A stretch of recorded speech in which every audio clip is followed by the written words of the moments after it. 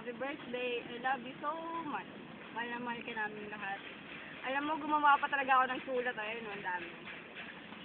Gumawa pa talaga ako ng sulat kasi hindi ko alam kung ano yung sasabihin ko.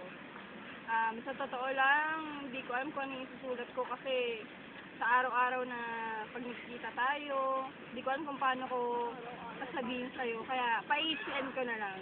Maiksi pa yun, diba? Naalala ko yung first meet natin. Sobra. Pag nakikita kita, nakataas ka agad yung kilay mo. Kaya expected ko mataray ka. Pero siguro nung mga ilang days na nagkasama tayo, naging komportable tayo sa isa't isa. Tapos, siguro kaya naging komportable tayo sa isa't isa kasi pareho tayo ng mga gusto. Pareho tayo ng mga trip. Kaya naging 4 years tayong magkasama ng matagal, diba? Tapos, lalo na naalala ko yung favorite na food mo, yung sampalok.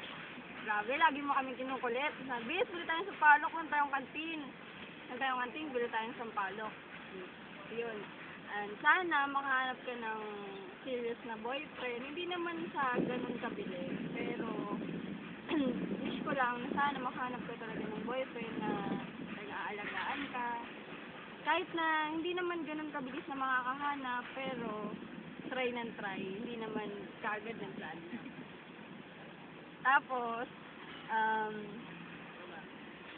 18 ka na, matuto ka na.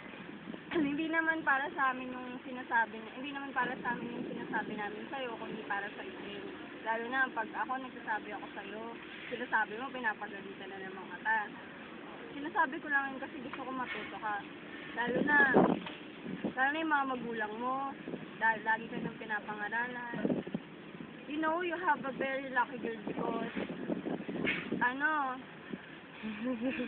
because you have a 2 parents because ako, di ba, wala na akong nanay. Kaya parang natutuwa ako sa'yo kasi kahit na masama ka sa kanila, pero natututo ka pa din, di ba? Yun nga sa mga kapatid mo. Alam ko naman support ka sa mga kapatid mo, kaya nga nakikipag-away ka pa sa kanila. Nakikipag-away ka nga, di ba? Pag nang-aaway sa mga kapatid mo. Saka, sana matagal pa tayong magkasama. Siguro naman matagal tayong magkakasama. Hindi ka expect na kasama pala ako sa birthday mo. Drama.